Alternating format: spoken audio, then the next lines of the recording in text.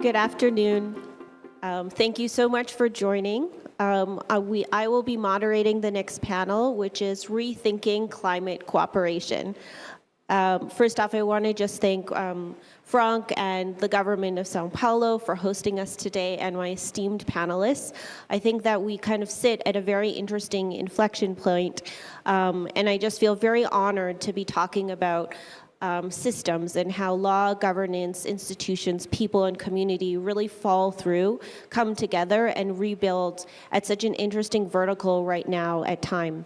By way of personal background, I've dabbled across several verticals, starting my career in public policy within Canadian Senate, then working within private equity as in-house counsel on catalytic emerging markets deals, and then launching an energy governance campaign through various nonprofits. And through that, I think you all are thinking, either she's very unfocused, frustrated, or passionate.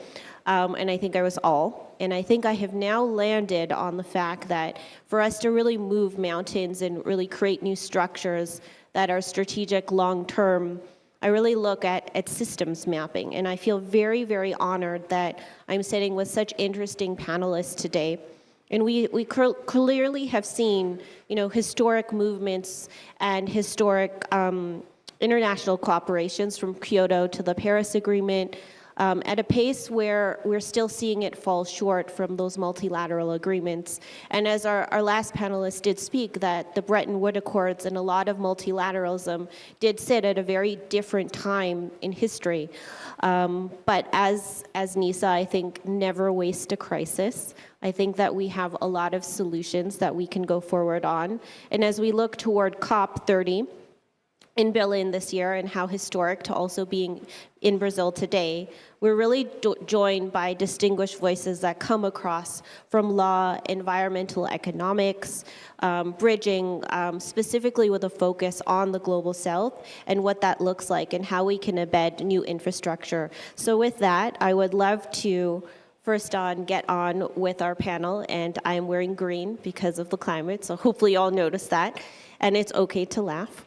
But first, I would love to introduce Gladys, and who better to introduce herself than herself.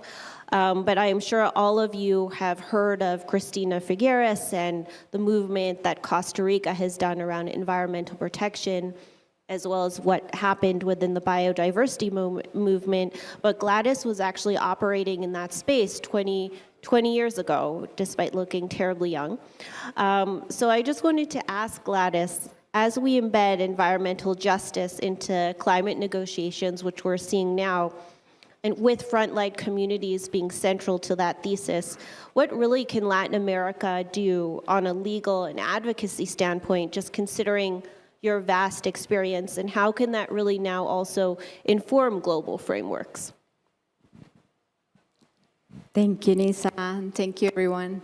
Well, as Nisaa was saying, I have the honor to lead AIDA, that it's a regional NGO. What we do is to use the law and science to protect the right to a healthy environment throughout Latin America.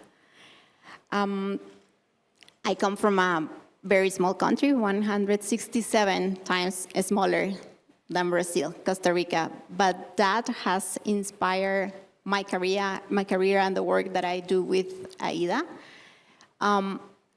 As all parts of Latin America, like the Andes, the Amazon, the Mesoamerican Reef, we face richness in nature, but also very deep social challenges. What we have been doing in AIDA for global climate cooperation relates a lot to the work that we do. We connect science with law and communications. We connect geographies, working from the Arctic to the Patagonia, and we connect sectors. We connect the government, artists, scientists, civil society, and private sector. Because we really believe that for change to happen, those sectors have to talk to each other. Nisaa was asking this question on how we could make systemic change for climate to be protected. And we have three elements that are key. The first one is have human rights at the center. We have been working with communities for 27 years, and we realize that having them in the protection of ecosystems restoration, in the management of the areas that they work, have been as successful and the key best to implement laws or protection or international treaties. We also have realized that we must value local knowledge as science. When we build bridges around those two areas, we have seen how the science that is created in the lab becomes and works with a community that is protecting the ecosystem. We have seen that in the Dominican Republic, for instance, where the government has a key partnership group where the private sector and the communities and civil society have worked to protect the coral reefs in the Dominican Republic with great success, meeting science and knowledge. Also, we truly believe that we need law that bites. And by this, I mean that it's enforceable. And this means resources to enforce the declaration, the pledges. I have so many things that I don't want to forget, so I keep my points here. We also have realized that joining pieces, like in a puzzle, it's the best way to succeed for climate protection. So cooperation without informants will be just aspiration. How am I on time? No, I mean, I have so many nuggets of knowledge, but I think that you gave us a bit of spice to start off the conversation, and I will come back. But what I'm getting to is trail systems mapping, right? Pieces of the puzzle, knowledge transfer. I think we're in a stage where it's not just about data, it's about knowledge, and I think it's about integrating that into community well-being and new structures. And again, I think a lot of people talk about policy reform, and having been also an attorney, I am an attorney, but what Gladys is also really touching upon is that we don't just need policies, we need binding legal agreements, right? We need law that's enforceable, so it takes it over the line. It's all, and I think that's what the differentiator that is really important to talk through. And just going forward is that we have such great people today on the panel, but Sarah, you have fascinating exposure to talking about dignity and capital and how that shows up in the market.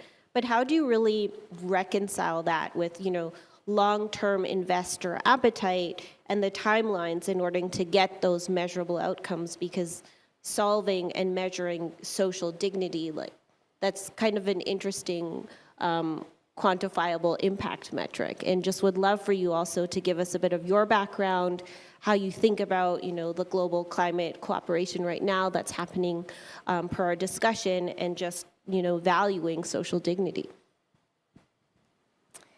Thank you. Good morning, you all. I think maybe first of all, I think we need to create space to hold complexity, and complexity is different than just things that are complicated. Our humans, we are really good on dealing with complicated things, but not holding complexity and navigating through it. So in finance, when you are thinking and talking about the capital and how we're going to deploy it in society, in our business, we measure things. We want to invest in what we see. And you cannot capture in your hands a life with dignity. You can understand how it can be. And that probably look like when you see capital as a tool and not the end of itself. So when you think about doing the things that we need to do, seeing capital as a mechanism, as a tool that we have to make humans flourish, then we start changing things. and how this came to myself.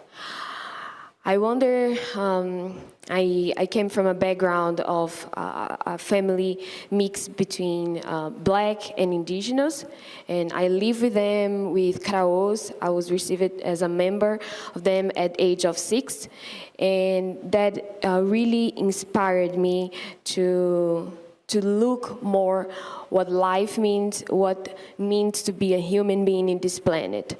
And that led me to go study economics. But again, going a little bit back on my background, I lost my parents when I was 13 years old in a car accident. And my parents, they used to work with indigenous land, demarcations of lands in Brazil. And when the car accident had happened, everybody said, this was not an usual accident. This was probably caused. So, and I was 13 years old. And in the next month, I started to doing volunteer jobs, and I became a human rights activist. So, and that inspired my entire career in the way that I am doing things. So, going from this very human rights background and having experienced this life, living with the indigenous people, working on the third sector, but influencing and kind of leading to advocacy on the private sector, mobilizing the biggest, the most important entrepreneurs and family business of Brazil to see how this can be taken and changing. How can we stop or changing our perspectives from short-term to long-term investments gave me this holistic view and seeing like development. And if you take the word in Portuguese, we say desenvolvimento. And what it means, it's like undevelopment, if you take the word. It's like lack of involvement in something. So what I think we are dealing it in an area of changing what it means to deal with the capital and the purpose of it, and how we deal as well with the way that we navigate through life in things that we cannot measure, but still it's really important, like culture and how we take actions and make decisions. Yeah.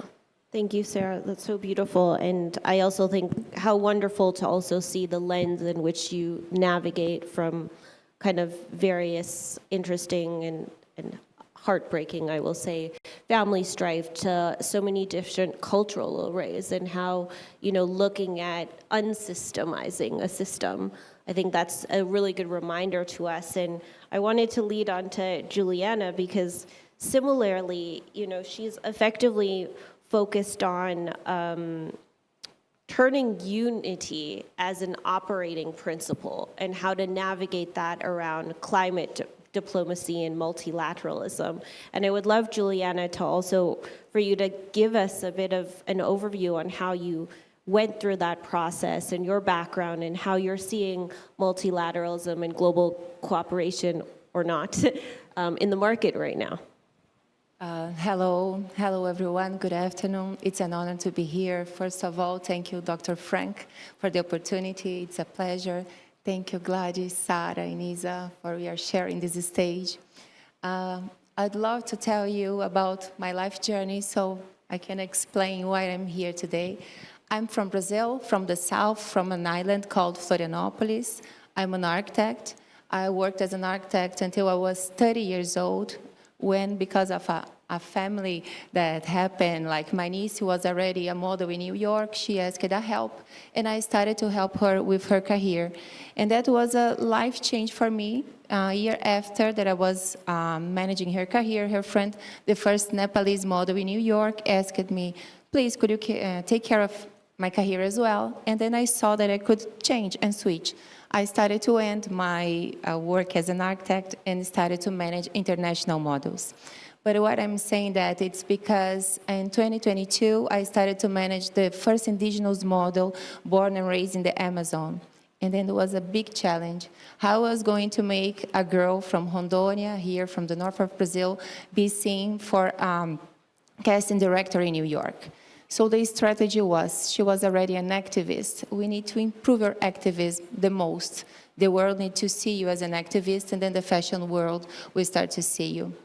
And then I saw myself completely inside of the climate world. And I got really passionate. After 1 year that I was with her all around the globe, because the strategy went really well, and she started to talk at the UN in New York, IUCN in Geneva, Change Now in Paris. When I came back home, I always say that in the end of 2023, that I sat down back in Florianopolis, here in the south, I realized that I wasn't the same person anymore. Something changed really inside of me, really deep, and I needed to do something. What I can do, how I can help. I saw so many incredible panels all around the globe, people telling about fantastic projects. And then I realized why everyone is working separately. We need to create a unity. We need to create a movement. Everything that the scientists are saying that we won't have time, that we need to act, we only will be able if we are all together. So I did a list with all the names that I met during that year, incredible people from the climate world all around the globe. And I read it and I realized, if I don't do something, I will regret. It was very clear for me. In 1 or 2 years, I will be regretting that I did nothing. So I literally started to call. And it was beautiful because I started to receive an answer. Ju, I'm with you. So we are a big group now. It's beautiful. A mix of scientists, entrepreneurs, activists, first sector, big companies, how we can connect everyone, institutes, and really think in a project, as they were saying in the prior panel, we need to think as a state, not something as a government. It's only for 4 years, like here in Brazil, how we think together. And it's been beautiful, beautiful. I'm not gonna extend more, I'm gonna explain, but it's really invitation for everyone, how we can become millions, billions of people thinking together in a unity of consciousness, that we really believe that we could put life in the center.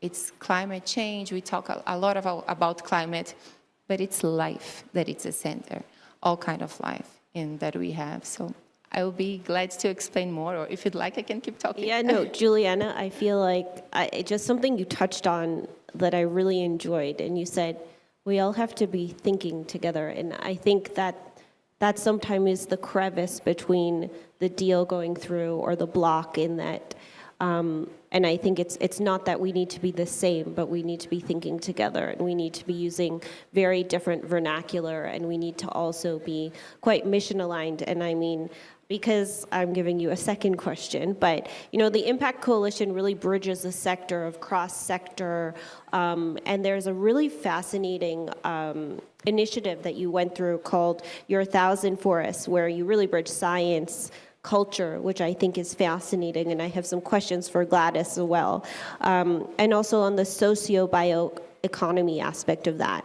And I just really also want you to touch on, how do you showcase the power of collaboration through that? You've really built kind of this systematic approach, cross-sector, but you're also doing initiatives, and I would love for you to explain us how that shows up in the market and how you achieve that.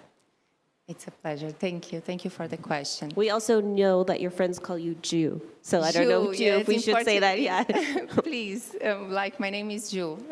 Juliana, it's difficult to be called, but my first question for everyone was that were people telling, Ju, I'm with you. Let's go. Let's build this together. How we can scale it? Because the scientists were saying to us, we need to plant trees. We need to plant forests. Okay, let's move forward with the forest. When we started to think theory of change, everything related to the project of the 1,000 forests, we started to go to the communities. Once we went to the communities, that got really in our hearts. how we can think about planting a lot of forests, not thinking the people that are right beside. That's why we have 3 pillars at the Coalition and at the Thousand Forest Project. The society, the dignity of the people, it's in the first. Second, regenerative, how we can regenerate the planet. Third, the collective consciousness, how we can think all together. What is the Thousand Forest Project? How we can build a small little forests all around Brazil, all around the biomes, but thinking about people, how we can create value with the forest up. We have the agroforestry system, so we can plant a forest and segregate, ensure that that community will have food for them. So it's a minimum. Our first pilot, it's here in São Paulo. We'll be planting now in November, the first one, the pilot of the Thousand Forest Project in a place called Pico do Jaraguá, who is not from São Paulo, they won't know, but it's an indigenous land, 30 minutes from here where we are. So there will be the first one. We are building this beautiful first forest in community with the Guarani people. But my question to the big entrepreneurs, to everyone that is with us, it's always say, okay, let's plant forests, thinking about people, but not stay 1 forest, 2 forests. How we will be able to do 1,000 forests. How we can create an engine that 1 forest will be paying the second one. So we go diving deep in the last months to create the business model. And it was fantastic how we could create a model that will be putting people in the center and everyone will be able to help. It's a system that we connect people, because I always receive the question, Jules, how I can help you? And I always say, wait a minute, we will find a way that everyone will be able to help and support the restoration of the planet and the dignity of people. The other question is, okay, we're going to send you the money, but where the money is going? So transparency, it's crucial. How we can show everyone what is happening with the money. Since one person is sending the money to the project, how everything could be crystal clear. That it's another point from the project that we saw that it's extremely necessary to connect the dots. So it's been beautiful. We are growing, we are building this system, and it's an invitation. How we'll be able to connect in a B2C, how people could be helping the restoration around Brazil, around with the communities, and the B2B as well. How could the companies could be engaged and being part of it, the movement, how we can join forces all together, not only simply donation, okay, let's build this forest, no. How a forest will be able to make the other one building. It's a complex system, but I'm really trying to connect the dots. All the coalition, we are trying to connect the dots and putting people in the center and join forces. No, I think that it's huge, and a lot of what Juliana is touching on is culture, and something that is actually very dear to my heart is around creative and cultural capital. The OECD and the UN has kind of given a multiplier that every dollar that is invested in culture or surroundings or infrastructure where people-centric, Maslow's hierarchy of needs on what you're saying is, first, if I can take care of my own ecosystem, and you can create spaces where others from very different walks of life participate and ground themselves, you actually have a 4 to 6% return, a financial return. And I've just noticed that considering we are in, we're going to say these worlds, multipolar, globalization, we are in kind of a very different world we were even 4 or 5 months ago. I think that it's very interesting to be using cultural capital as a soft negotiating power where you have kind of the local community has skin in the game. And I just want to move that toward Gladys. I know that you have actually been able to work on some very interesting international treaties within the environment and the climate space. And I wanted to also understand, using your legal mind and the robust thesis that you are for community action and advocacy, has there ever been any sort of nuances or examples where you've seen something like this show up, where you have used culture or creative capital in order to canvas around solution mapping and getting kind of more outcomes around the local community to push forward in your work?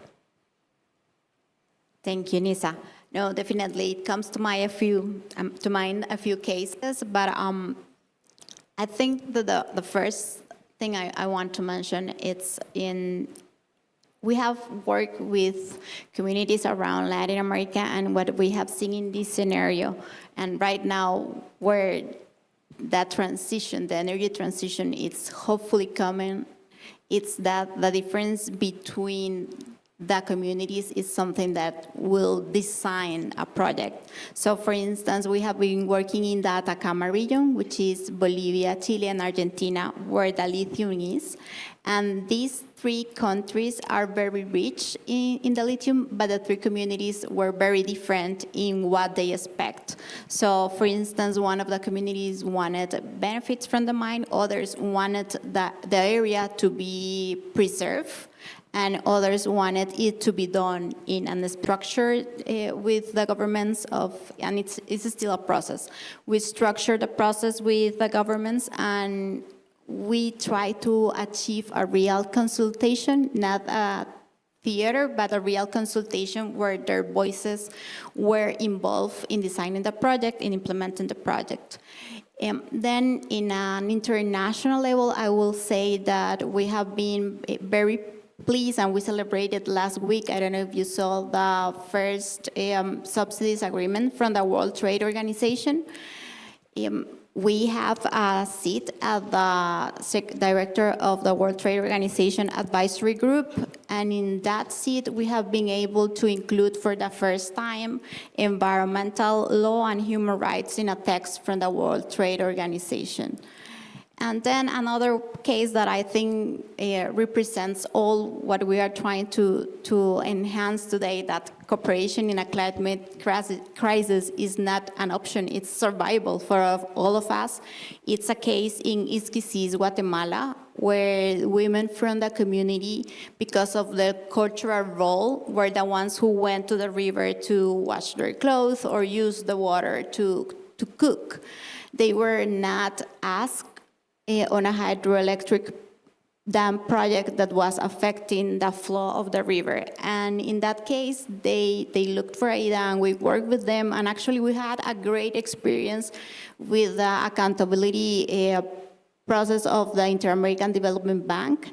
And at the end of that long process, the bank decided to exit the project, but for the first time, it was set a responsible exit program. So the community could have another way to develop their river, to protect their environment, and the bank had to restore what was done. It actually reflected that they did not comply with their own procedures on gender and human rights. So also I want to share those because it's also showing that there is hope, and that joining sectors will give us solutions, and that it's key to have the voices of the ones who live in the territory, and also bring those voices to the decision-making processes, international treaties, United Nations, etc. I mean, wow, the wonderful that has become a precedent, and that you worked on something like such an international binding treaty, and that you were able to get exposure at that and really see how culture has navigated a lot of those discussions, where I've been at the table where a lot of these discussions, it's a bottleneck, and certain countries then vote with other countries, and there is a very big divide between the global north and south.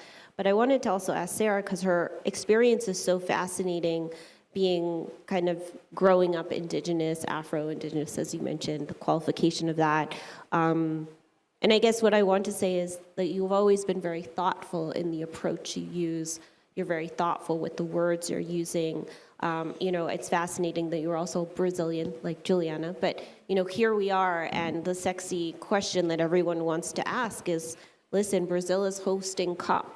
30 in the Amazon, and what regenerative tools and economic theory that you've seen stand up and that you're focused on that could really be integrated and also be a leader as we kind of come to fruition as we hit November 9th, 10th, when this all kicks off. I would love your thoughts and how you're looking at this. Really nice. I think in the last panel, Claude was saying something that was really interesting about how in a more prosperous future, we will be seeing not that many difference between the government, the private sector, and all the other stakeholders in society. And I think that is really interesting. And one of these examples is the TFFF. I don't know if you all heard about it, but it's this Tropical Forest Forever Fund. And I think this is one of the great examples of what Brazil is leading in a very powerful tool that the entire world can join forces to protect our tropical forests. And part of this money will be directly connected to indigenous and communities in Brazil. So I think this is one of the most exciting things that we will be having here at COP30. Another example, it's one of the coalitions that I work with, is the Brazilian Bioeconomy and Restoration Finance Coalition. And it's a very broad and huge project with private banks, the World Economic Forum, big companies in Brazil and outside to get investments in Brazil towards restoration and bioeconomy, like in the business model for this sector become a mainstream and gaining more space in the GPD, even though I don't believe that much in GPD as a measure of prosperity of a country, but is what we have right now. So, and this will be, it has been being in a very nice mix of how can we engage banks, like DFCs, order development institutions, private companies. Also, we have NGOs, think tanks, other organizations that are being play a role to dynamize this as a huge and important sector of our economy. So I really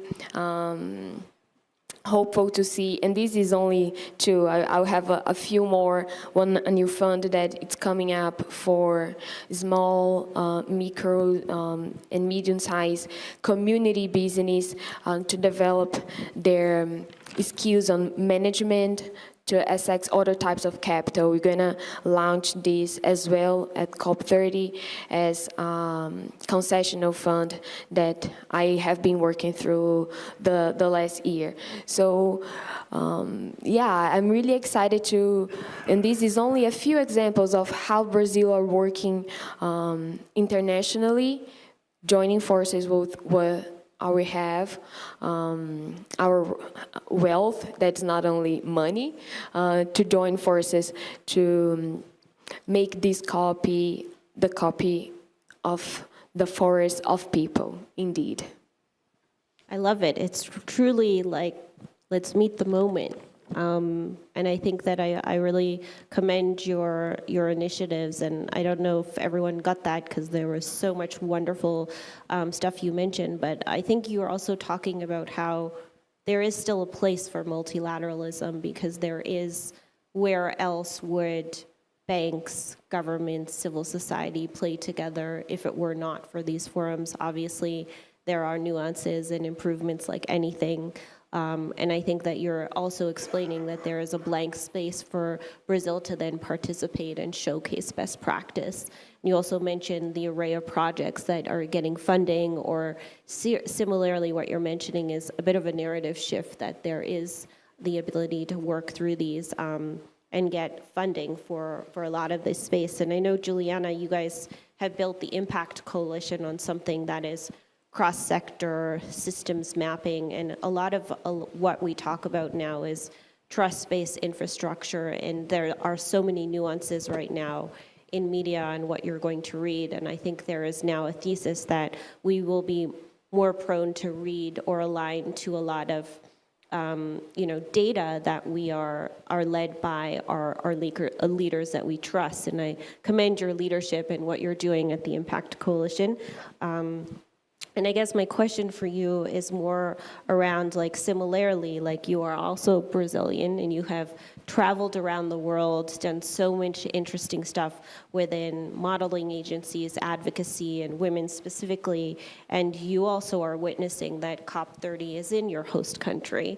And what are, some showcases of models of something you are very passionate about, regenerative economics, and how we can bring that to scale? Yes, will be fantastic. It's a huge opportunity for Brazil, for we can show how rich we are in nature. So as Sarah was mentioning, the social bioeconomy in Brazil, it's something that we don't take attention as we needed to. So it's amazing how everyone is putting their eyes in Brazil and how we can improve that. It's exactly what we bring in the center of the Thousand Forest project that I was mentioning. But with Impact Coalition and bringing to Brazil, we really like to show that we can create a unity of people from different backgrounds, thinking together, how we can think like a person that think that, I can work and think together in the climate world. No, we can. We need everyone. Everyone needs to be joining forces and thinking in a unity, because it's fantastic. When we started to develop the coalition, people, like, we have a neuroscientist, we have people from Hollywood, we have different backgrounds. And when we start to think in a project, how we can put life in the center, how we can put people, it's fantastic how it grows. And the idea is, let's scale it, let's think together, let's everyone join forces. And Brazil will be like in the eyes of the world, will be here, and it will be great to show what Brazil can show the world. And cooperation, it's really in our hearts here. We feel what is happening, and I really believe that we can create an example here that it could be abroad as well. Wonderful, thank you. I love that everyone is so passionate about their country bringing solutions forward. I guess a question I have for all the people on the panel who are so smart is that, we continue to have this question that comes to us, is why does collaboration continue to fall short despite the frameworks we have right now? And I would love and welcome everyone's views on what are really, from all of your lenses, are you seeing, like, what are the structural bottlenecks? Gladys, would love for you to give us a start. Thank you, Nisaa. I want to say that I truly look forward to this COP, and I think those structural changes could be done. It's not easy, but we could learn from other experiences. And for instance, I don't know if you learned a few weeks ago that the High Seas Treaty was approved. That treaty will protect half of the world, half of the planet. Gladys, can you explain, like, what the high treaty, just for everyone, because I know you're super smart, but for everyone to, not to say no one else is super smart in the room, just around the High Seas Treaty. Yes, and I'm using this one to show what the structural changes should be done. But the High Seas Treaty, it's a treaty that was negotiated in the United Nations for more than 20 years, and it's to protect the areas beyond national jurisdiction that we usually call high seas. And those areas beyond national jurisdiction, the high seas, are half of the planet. But I think we could learn from that treaty negotiation a few things that could be applied to the COP. And it's really interesting because now one of the topics that is having more power into climate negotiation is the ocean. Yesterday, the Human Rights Council approved that they should start acting on sea level rise because it affects life, it threatens livelihoods, fishermen are affected by that, etc. So what we learned from that negotiation that could be applied for climate and for the COP is, first, you have to guarantee a seat to indigenous people, to civil society, to traditional knowledge. And it's not as just a word, but that you guarantee that they are present and that there is a percentage of us in those Fantastic. seats. Okay, wonderful. No, go on. I just want to make sure everyone got that point. Very important. Thank you. Second, it's important to build something that could be monitored. Language, it's important, declarations are important, but for instance, and one thing that we should be proud in Latin America, in the Paris Agreement, Latin America was the one who was pushing really hard for human rights text, and it's there, it's in the Paris Agreement. So we have to continue to be involved from the initial levels to have text, law that bites, that I was saying before, something that it's enforceable, that could be placed into action. And third one is related to finance. We need climate finance to be accountable, that there is transparency, that we have access to information, that we know, as Juliana was saying in your project, where the funds go to. So I will say these three structural changes could be implemented for the next COP. I love that I asked you what the bottlenecks were, and you gave me 3 things that we should do better, and I love that. Sarah, no pressure, but similar questions. If we've seen the current frameworks, what are the bottlenecks you're seeing? I think I'm going to go a broad spectrum of what I think we should be doing, or maybe focus on. What we are doing, it's always designing new futures, even if we are thinking and wanting to do it or not. So maybe if we better think about it on how we're gonna be taking decisions and making our participations, if it is in COP30 or in our private or professional life, it doesn't matter, but we are creating new futures. And so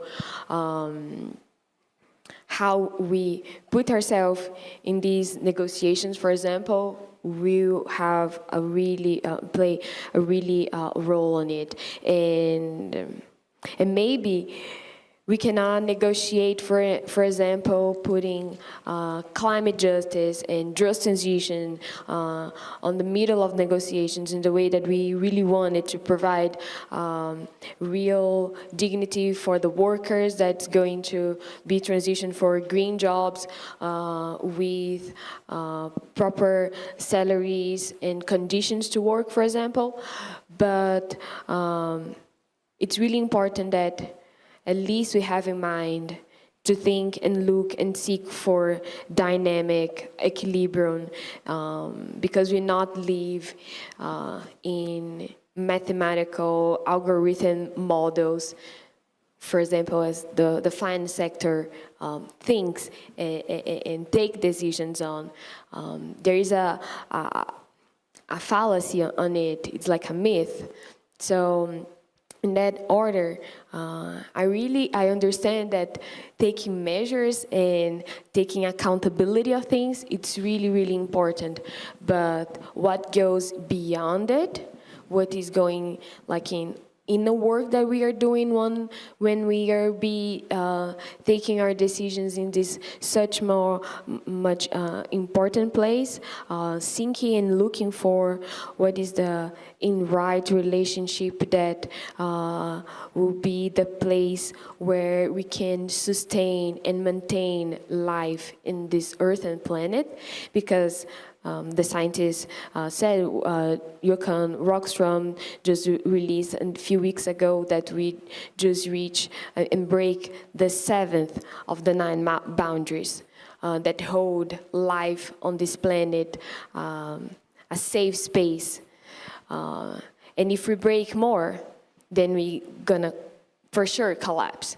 So it's really important that when we be doing the negotiations, the more technical part of our jobs, we think about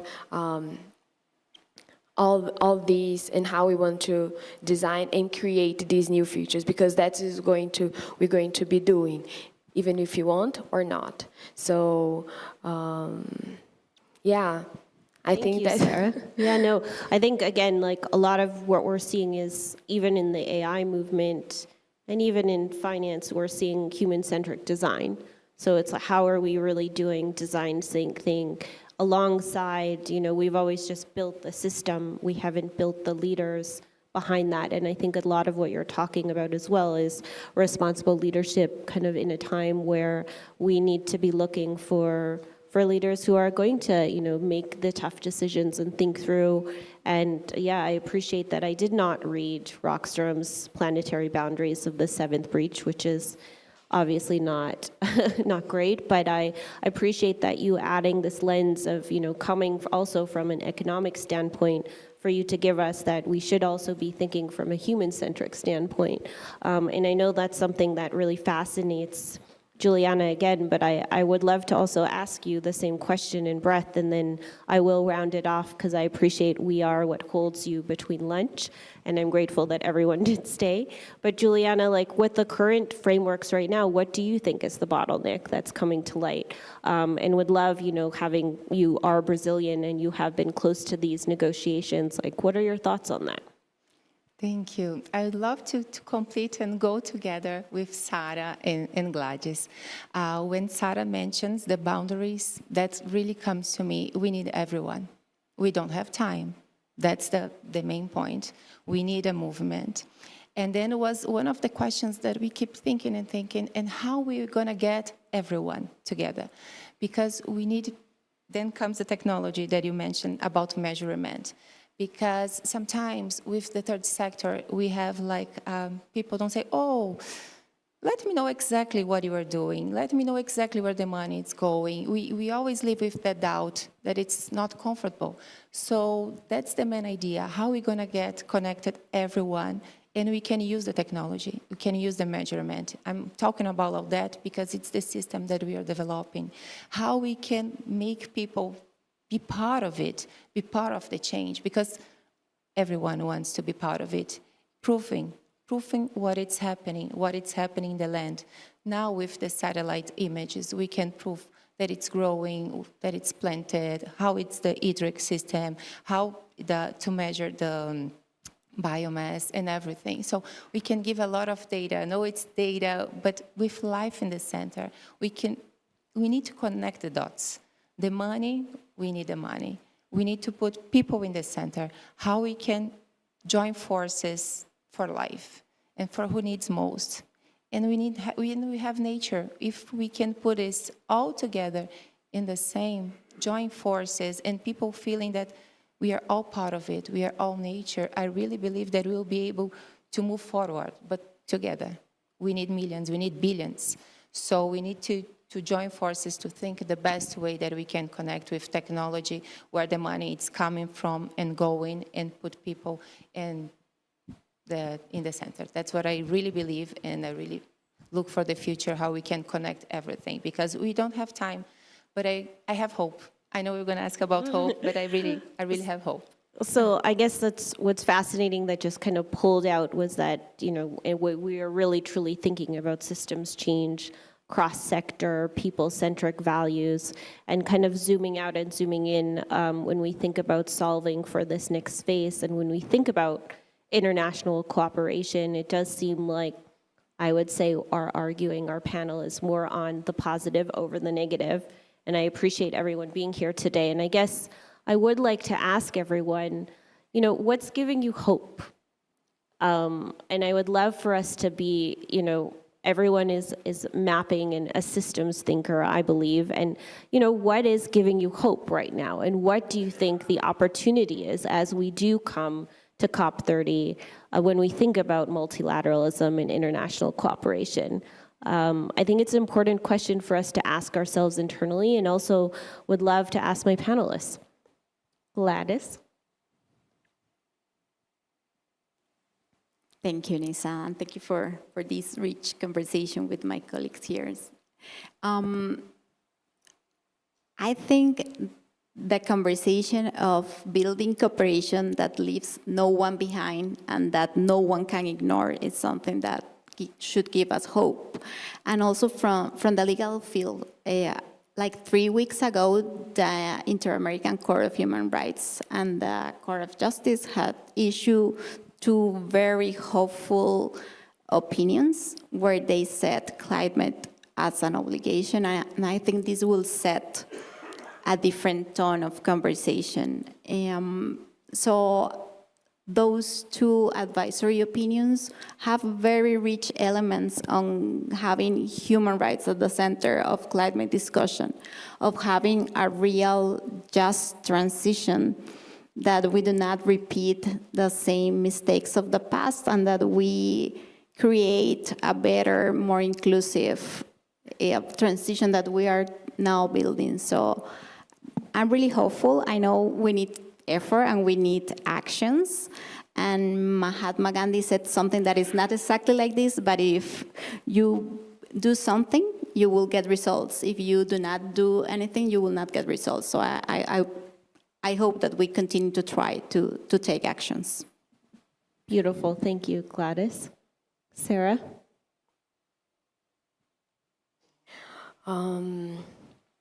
What brings me hope? People. People brings me hope. And in these moment, space and time that we live in, I'm really happy and really hopeful that I live in the country that I live, that is respecting democracy, under attack, but standing up for democracy and trying to hold together institutions that can provide and be a net for what we are trying to create and make flourish, what we are tending. So, yeah, I think that what's bringing me hope. Thank you. Global flourishing is bringing you hope. Fantastic. Juliana? Thank you, Nisaa.